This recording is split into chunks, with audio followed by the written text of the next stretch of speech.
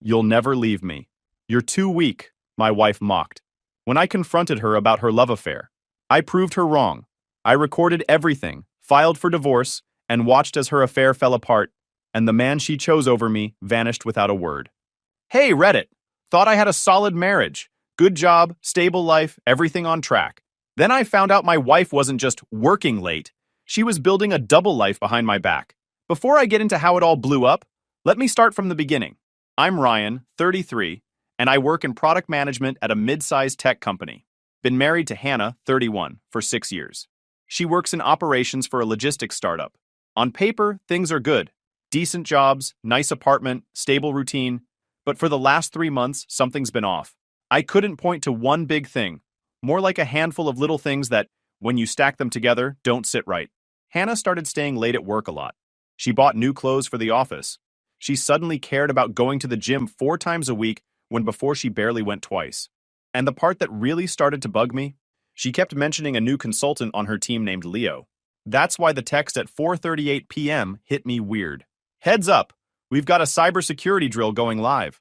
Might run overnight. Don't wait up. We were supposed to meet at that Korean BBQ place she picked. We'd talked about it 3 days ago. She doesn't miss those kinds of plans. And if she ever has a mandatory work event, I hear about it for weeks in advance. This one, nothing. And overnight? Logistics companies don't run all-night security drills. I knew that because I build software for them.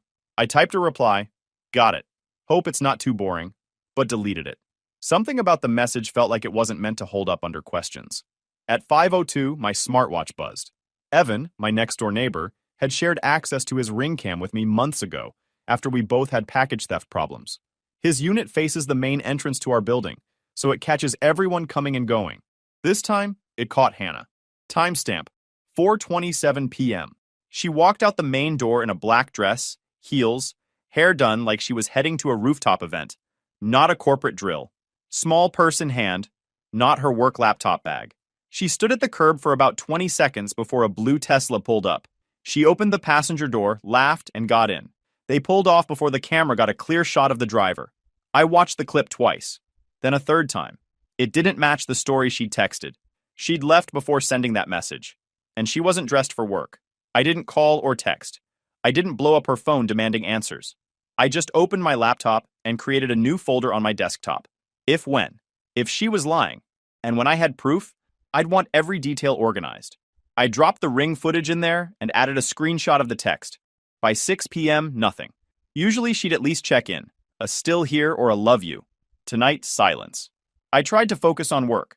Then I made a sandwich. Then I answered Slack messages. But the thought kept circling back. Why would a drill require heels and a Tesla? At 7:42, I sent a text. Hope the drill's going okay. Want me to save you leftovers? Delivered. No reply. At 8:15, I sent another. Any idea what time you'll be home tomorrow? Nothing. I checked our shared phone account. Hannah's data usage was way higher than normal. She was on her phone, just not with me. I still didn't go digging through her accounts or trying to track her down. I wasn't ready for that yet. I just sat there, staring at that Ring video. The timestamp, the outfit, the laugh. At 11:10 p.m., my phone buzzed. Still in the drill. Might not sleep at all. Don't wait up. Short, vague. The kind of message that's meant to end a conversation, not start one. I didn't reply. I just saved the message and closed the laptop. One text. One video. 2 hours of silence. None of it proved anything yet. But it was enough to tell me something wasn't adding up. And I had a feeling I was only at the start of figuring out just how deep that went. At the next morning, Hannah was already gone by the time I got up. Normally, she leaves around 8 o'clock, but today it was closer to 7:15, early even for her. She didn't make coffee, didn't say goodbye, just left a short note on the counter. Busy day. We'll talk tonight. I stared at it for a few seconds before tossing it in the trash. Something about last night still bothered me. If that drill really happened, there should be something official about it. Her company doesn't do spontaneous overnight security runs. That kind of thing is scheduled, logged, and usually announced company-wide. I decided to check. To double-check, I messaged Maya, a friend from my old job who now works in compliance for another logistics firm. Quick question. You ever seen an overnight cybersecurity drill pop up without warning? Never. Those things are planned months in advance. Why? Hannah said her team had one last night. Seemed sudden. Nah, either they had a major breach or something doesn't add up. Something doesn't add up. Exactly what I'd been thinking. At lunch, I logged into our shared phone account again. I wanted to see if I could figure out where she'd been. We have location sharing turned on. It was her idea back when she started traveling for work. Last night, her phone never pinged anywhere near Skyload's offices. Instead, it showed her parked downtown for 3 hours near a place called Skylight. I knew that name. It was a rooftop gallery and event space. Private, invite only, usually used for influencer dinners and brand parties. Definitely not a place for a cybersecurity drill. I scrolled further down the account page and noticed something else. A payment from Hannah to a friend, labeled Wine at Skylight, $64. Sent at 7:14 p.m., right around the time she claimed to be knee-deep in simulated network attacks. I added it all to the folder. Screenshots of the calendar, the location map, the payment record. The folder was getting bigger by the hour. At 4:30 p.m., Hannah FaceTimed me. She was wearing a green vendor badge, not the blue employee badge from Skyload. She wasn't at her office. Still doing drill stuff? I asked. Yeah, boring as hell. When I asked a few basic questions, she got defensive. You're being really needy and paranoid about everything. She ended the call. I sat there for a moment staring at the black screen. It wasn't the words that got to me. It was how fast she flipped the script. I'd asked 3 normal questions, and suddenly I was paranoid. I didn't dare screenshot. I knew she'd get a notification. Instead, as soon as the call ended, I opened a new note in the folder and typed everything I'd noticed. The green vendor badge, the unfamiliar conference room, the defensive tone when I asked simple questions. Then I pulled up her company's internal site. I'd never looked too closely before, but it listed the major updates and scheduled events for the quarter. No drill was listed for any department. At 6:10 p.m., she texted, "Crazy day. Probably gonna crash early tonight. Don't wait up." I checked her location, shopping district, then a residential area, nowhere near her office. I took another screenshot, then another when the location updated at 8:30 to a different block, a residential area I didn't recognize. I didn't text her. I didn't ask where she was. Instead, I opened a new spreadsheet in the folder and started logging everything. Dates, times, places, messages, screenshots. It wasn't about catching her red-handed yet. It was about building a pattern, one I could rely on later if this turned into something bigger. By the time she got home around 11:20, I was pretending to be asleep. While she was in the shower, her phone buzzed with a message from Leo Pizza. I wasn't ready to confront her. Not yet. I still didn't have enough. But the if-when folder was starting to fill up, and the pieces were starting to form a picture I couldn't ignore. She hadn't been at any cybersecurity drill. She hadn't been in any company conference room. And whoever Leo was, he definitely wasn't just a coworker. I knew now that this wasn't just one weird night. Something bigger was happening. And for the first time in our marriage, I wasn't sure how much of what she told me I could believe. By the time Friday rolled around, the atmosphere in our apartment was cold. Hannah barely spoke to me all week. No morning kisses, no real conversations, just routine check-ins and short replies. It felt like she was mentally somewhere else. That morning, she left earlier than usual. She gave me a quick kiss on the cheek without eye contact and said, "Big project today. I'll probably be home late." "Same drill as last Friday?" I asked, acting casual. "Yeah," she said, already halfway out the door. As soon as the door closed, I checked her location on my phone. Something I rarely did, but after everything that had happened, I wanted to know if she was really heading to work. Instead of the usual pin on the map, the screen said, "Location unavailable." I stared at the screen. She'd turned it off. But here's the thing. We shared a phone plan, and the carrier has a family tracking feature that's separate from Apple's Find My. I logged into the carrier account on my laptop. Her phone was still pinging there. She'd only turned off the iPhone feature, probably assuming that was enough. The map loaded. She wasn't heading toward Skyload. She was heading west. At lunch, I drove to her building. Her parking space was empty. I went inside and walked up to the security desk. Just dropping off lunch for Hannah Coleman. The guard, a guy in his 60s I'd seen before at company events, looked up. "Oh, she's not here on Fridays anymore." I blinked. "Sorry." She switched to a 4-day schedule back in July, Monday through Thursday. We almost never see her on Fridays. "July?" I asked. "Yeah, I think it started early July." July. That was 4 months ago. 4 months of Friday projects, emergency meetings, and late nights. All lies. I thanked him, walked back to my car, and sat there for a few minutes with my hands on the steering wheel. This wasn't speculation anymore. She wasn't just being vague or acting distant. She had literally stopped going to work on Fridays and never said a word. When I got home, I opened our toll account and combed through the statements. Sure enough, every Friday for the last 8 weeks, her car had gone through the West Side Toll Plaza around 9:12 a.m. That wasn't the route to Skyload. That was the direction toward the business park where Leo's company was based. I opened her Gym's app next. She'd been checking in every Friday morning around 8:45. I looked up the address. It was part of a shopping center about 5 blocks from Leo's apartment. This wasn't a coincidence anymore. That night, she came home around 6:30 with a shopping bag and the same tired, busy day story. I didn't bring up the missing location or the guard. I just asked how work was. Stressful, she said. We're slammed with this rollout. At the office? I asked, keeping my tone neutral. She hesitated for half a second. Where else? I nodded and dropped it. No point tipping her off before I was ready. Over dinner, she was glued to her phone, barely listening as I talked about my week. When I mentioned I might get promoted this quarter, she didn't congratulate me. She laughed. Promoted to what? Another slightly bigger desk? It's a pay bump, I said. More responsibility. She smirked. I just think you could be doing more, Ryan. You're smart. You could run your own company if you wanted. Instead, you're just stuck. It wasn't just rude. It felt deliberate, like she was trying to make me feel small. Later that night, I got a message from Jess, a mutual friend. Hey, is everything okay with you and Hannah? Why? I replied. She's been saying you're getting controlling. That you check her phone, track her location, and freak out about her coworkers. I stared at the screen. I hadn't checked her phone once. The only location tracking was something she set up years ago, and the only coworker I'd even mentioned was Leo, the guy she brought up every other conversation. She also said you've been distant, like emotionally unavailable. I didn't reply. I didn't need to. It was obvious now. She wasn't just lying to me. She was rewriting the story before it was even told. She was laying the groundwork to make me the problem. When she came to bed that night, she rolled over without a word. I stared at the ceiling, thinking about the guard, the toll logs, the gym check-ins, and now Jess's message. It wasn't just one lie. It was a system of lies. She had stopped going to work on Fridays. She was going out of her way to hide her location. And she was telling people I was controlling, all while I was still trying to give her the benefit of the doubt. That night, I realized something important. She wasn't just sneaking around. She was preparing for the fallout. And if she was already rewriting the narrative, I had to be ready with facts. Because this was only going to get messier from here. By the following Friday, I had stopped wondering if something was going on. I knew. What I didn't know was how deep it went, or how long it had been happening.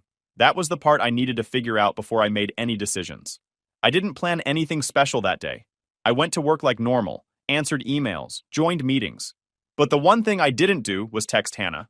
I wanted to see how she would handle a Friday without me asking where she was. At 8:46 a.m., a gym notification popped up on my phone. Hannah had checked in. The same gym 5 blocks from where Leo lived. That was the third Friday in a row. Around 9:20, our toll app sent a usage alert. Her car had passed through the West Side Plaza again. Routine, predictable. Around lunch, I made a decision. I drove to the business park where Leo's company was based. I wasn't planning to confront anyone. I just wanted to see if her car was there. I found a coffee shop across the street, parked, and sat by the window with my laptop open like I was working. I sat down with my laptop, ordered a black coffee, and started reviewing a report. About 30 minutes later, I saw her. Hannah. Same black tote bag. Same gym clothes she'd worn to work. She wasn't rushing to a meeting. She wasn't on a work call. She was walking calmly toward Leo's building, looking down at her phone, smiling. I watched her disappear into the lobby. I didn't follow. I didn't try to peek inside. I just noted the time. 12:07 p.m. By 1:45, she reappeared. Different clothes now. Casual jeans and a loose sweater. She hadn't left the house in that morning. She crossed the street and ducked into a bakery before heading toward the main road. If I hadn't been there already, I might have never seen it. But now I had confirmation. Her Friday meetings were happening in a residential building, not an office. When I got home that night, I didn't confront her. I opened my laptop and added the details to my growing log. Gym check-in, toll time, arrival time, exit time. Then I started searching for more information. I found Leo's company website easily. Buried in one of the project pages was a PDF press release with a photo of their senior consultants. There he was. Same guy Hannah had shown me once in a group photo. I clicked through his LinkedIn. It was mostly work stuff, but the part that caught my eye was his email address. The company domain matched one of the addresses that had appeared in Hannah's inbox months ago when I helped her set up her email on her new phone. I hadn't thought much of it then. Now it felt different. The next day, I spent the afternoon cleaning the apartment. While organizing a cabinet in the office, I found a folder with some of our financial paperwork. Tucked in the back was something that didn't belong. A printed email from a divorce attorney dated early August. It wasn't addressed to me. It was from Hannah, asking about property division and joint accounts. The date was 10 weeks ago, more than 2 months before I'd even started noticing anything strange. I read it twice. She had been planning to leave me before I knew there was a problem. That night, I didn't sleep much. I wasn't angry, just focused. If she was already thinking about leaving, I needed to know exactly where I stood. I started printing everything I'd collected: text messages, toll statements, location logs, gym check-ins, screenshots of social media posts. Nothing dramatic, just information. Sunday afternoon, while she was out running errands, I called a close friend who worked in family law.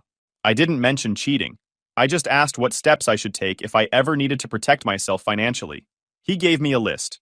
Secure personal accounts, make copies of important documents, and document everything. I had already done most of it without realizing. By the following week, my approach had shifted. I stopped speculating. I stopped asking questions she could lie her way out of. I didn't argue when she made passive-aggressive comments. Instead, I answered with short, calm replies and made sure every inconsistency was documented. And deep down, I knew this was only the surface. If she was already contacting lawyers before I even knew there was a problem, there was a lot more she wasn't telling me. And sooner or later, I was going to find out. By the middle of the next week, I knew enough to stop pretending. The toll records, the gym check-ins, the empty parking spot, the FaceTime slip-ups, the coincidence at Leo's building, even the lawyer email I'd found in our office. It all lined up. What I didn't have was Leo's own confirmation. That part came easier than I thought. His company email was public, listed on the website under Consultants. I sent him a message from my personal account, short and direct. Leo, this is Ryan Coleman. I'd like to meet. Just a conversation. No drama, no threats. Coffee or beer, your choice. I think you know why. He didn't reply right away. 2 days later, I got a short email back. Ryan, I'm free Friday after 3. Java House on 12th Street, 20 minutes. It wasn't much, but it was enough. Friday came, and I walked into the coffee shop 10 minutes early. He was already there, sitting by the window in a fitted sweater and that consultant-polished look. Clean haircut, new shoes, expensive watch. The kind of guy who wanted people to know he was doing well. He looked up when I approached. Ryan? Leo? We shook hands. His grip was firm but cautious. I sat across from him. Thanks for meeting. No problem. He leaned back. So, what exactly are we talking about here? I didn't waste time. You and Hannah. He shifted, but he didn't deny it. He just rubbed his jaw and said, All right. You came straight out with it. I don't want games, I said. I know where she's been every Friday. I know about the gallery, the apartment, the gym. I'm not asking if it's happening. I'm asking if you're going to be straight with me right now. He was quiet for a moment, then sighed. Look, yeah, we've been seeing each other. It started earlier this year. Fridays, mostly. She said things between you two were basically over. That's not true, I said evenly. He raised his eyebrows. That's what she told me. That you were distant, checked out, more into your job than her. Said you'd already talked divorce once. I let that sit for a second. And you believed her? He shrugged. I'm not proud of it, man. But she didn't act married when she was with me. She made it sound like you guys were done and she was just waiting to file. I leaned forward. You knew she was married, though. You knew. He didn't look away. Yeah, I knew. But I told myself it wasn't my problem. Stupid, I know. I nodded slowly. I wasn't looking for a fight. What I wanted was for him to say it clearly, without wiggle room. And he had. We sat in silence for a few seconds before he added, For what it's worth, she's not planning to move in with me or anything. This isn't some fairy tale romance. I don't think she even knows what she wants. That part I believed. I stood up. Appreciate your honesty. He looked relieved. So, what happens now? That's between me and her. I walked out. That night, when Hannah came home, I was ready. I waited until she put her bag down, until she kicked off her shoes and poured a glass of water. Then I said, Sit down. We need to talk. She looked wary, but sat at the table. I opened the folder I'd been building for weeks and slid it across to her. I know about the Fridays, the tolls, the gym, the building, the gallery, the messages you've been sending your friends about me, the lawyer email, and I talked to Leo this afternoon. Her face drained of color. What? He confirmed it. For a second, she just stared. Then she tried to laugh. So you're what? Stalking me now? Meeting up with my coworkers? This is insane. Not insane, I said. Careful. I didn't stalk him. I asked him for coffee. He told me the truth. You've been lying for months. She shook her head. You don't get it. You've been so controlling, Ryan. Always questioning me. Always suspicious. I cut her off. Don't twist this. I didn't check your phone once. I didn't accuse you until I had proof. I asked simple questions and you lied. You lied every single time. Her eyes watered, but it wasn't sadness. It was anger. You're obsessive. You've been building a case against me like I'm some criminal. You made yourself the case, I said. And now it's closed. She slammed her glass down. So what? You want a divorce? That's it? Yes, I said plainly. I want a divorce. She blinked fast. You don't even want to try counseling? You don't want to work on this? You've been working on this with someone else for months. You met with a lawyer before I even knew anything was wrong. You told people I was controlling so you'd have a defense. You made your choice. She wiped her face, then tried one last angle. You'll regret this. You'll end up alone. He'll never want me seriously, and you'll have thrown away everything we built. I'm not the one who threw it away. She laughed bitterly, leaning back in her chair. You'll never leave me. You're too weak. You talk tough now, but you'll cave. You always do. I shook my head. Not this time. She stood, paced, then sat again. You're so calm. Why aren't you yelling? Why aren't you furious? Because I don't need to yell. I already have what I need. I reached into my pocket and tapped my phone. The voice memo app was open. I hadn't hidden it. The little red recording bar was visible on the screen. Everything she just admitted was saved. I'd placed the phone on the table at the start of the conversation. Screen up, recording light visible. She'd been too focused on defending herself to notice. She froze when she saw it. You can't. It's legal here, I said. And it's done. She went pale, then stormed out of the room. I sat there at the table, staring at the folder of evidence. For the first time in weeks, I didn't feel unsure or paranoid. I wasn't guessing anymore. I knew. And from here on, it was about consequences. The night after our conversation, Hannah slept in the guest room. We didn't speak a word the next morning. She grabbed a few things, slammed the front door, and left before sunrise. 2 days later, while she was out, I had the locks changed. I texted her that she could arrange a time to pick up her belongings with advance notice. She didn't respond. The first thing I did was call the bank. I explained the situation and asked them to freeze all joint accounts until further notice. They confirmed they could require dual signatures for withdrawals and limit access to online banking until the divorce was finalized. That was step 1. Step 2. I canceled our shared credit cards and requested new ones in my name only. I didn't want her racking up debt that I'd be responsible for later. Step 3. I called the mortgage company and confirmed, as I already knew, that the condo was in my name only. I bought it 2 years before we got married. Hannah had never been added to the deed. When she came by later that afternoon, I was ready. She walked in like a storm. Arms crossed, jaw tight. What did you do? She demanded. Protected myself, I said calmly. You froze the accounts? Are you serious? How am I supposed to live? The same way you planned to live when you started planning a divorce behind my back. Her eyes narrowed. You think you're so smart. You think you're going to ruin me? You're not. I can ruin you faster. Threats won't help you here. It's not a threat, she said. It's reality. I'll tell everyone what really happened. That you were controlling. That you tracked me. That you made me feel unsafe. Nobody will believe your little detective story. I didn't respond. I just handed her a folder. Inside were copies of the toll statements, screenshots of messages, records of her gym check-ins, the lawyer email, the recording of our conversation, and a transcription of my meeting with Leo. Believe me, I said. They'll believe it. She flipped through the pages, her face going pale. You're disgusting. Recording me? Spying on me? I documented the truth, I said. You can spin it however you want, but this is the record. She slammed the folder shut. This isn't over. I didn't think it was, I replied. A week later, I learned just how far she was willing to go. I got a call from HR at my company. They'd received an anonymous complaint claiming I'd engaged in coercive control and emotional abuse in my marriage, and that I had a pattern of similar behavior at work. It was obvious who filed it. The same day, my lawyer called. She's filed a claim, he said.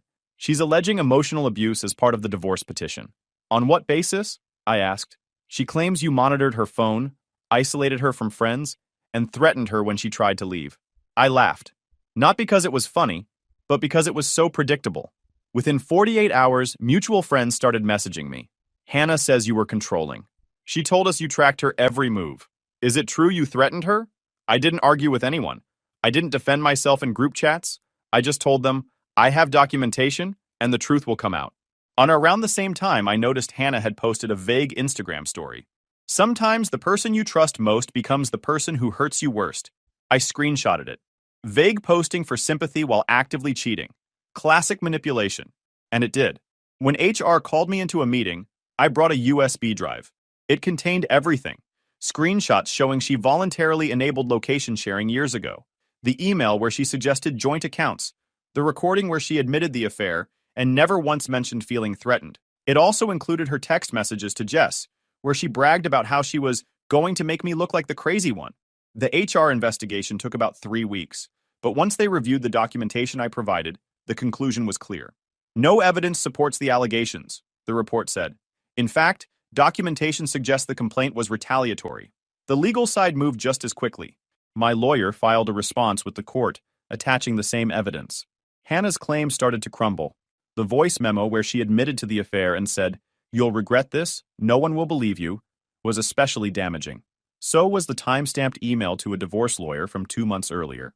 Her lawyer tried to pivot, claiming the emotional abuse was subtle and hard to prove. The judge asked for any evidence, text messages, emails, witness statements, that supported her claims. She had none. What she did have was a long record of deception, a confirmed affair, and evidence she'd been spreading false accusations to friends and coworkers. By the time the preliminary hearing ended, the judge had reviewed the evidence submitted by both sides. He didn't make any grand pronouncements, but his tone made it clear where things stood.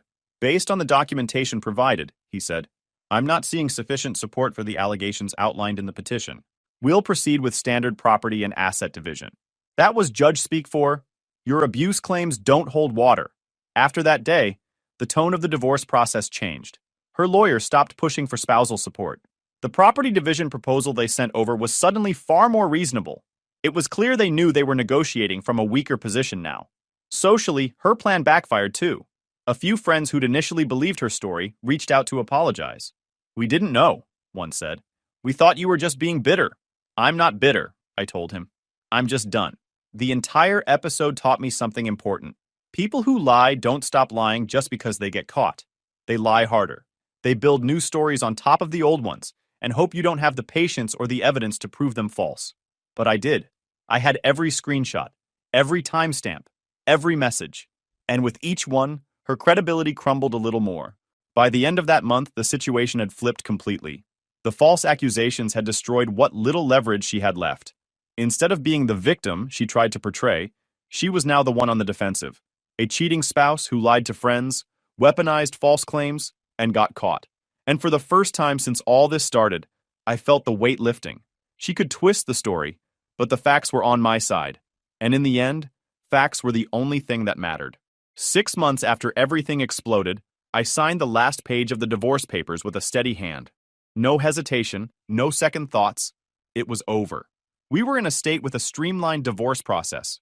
Because we had no kids, limited shared assets, and her lawyer convinced her to drop the abuse claims early on after seeing the evidence, we were able to fast-track it. The entire process went faster than either of us expected.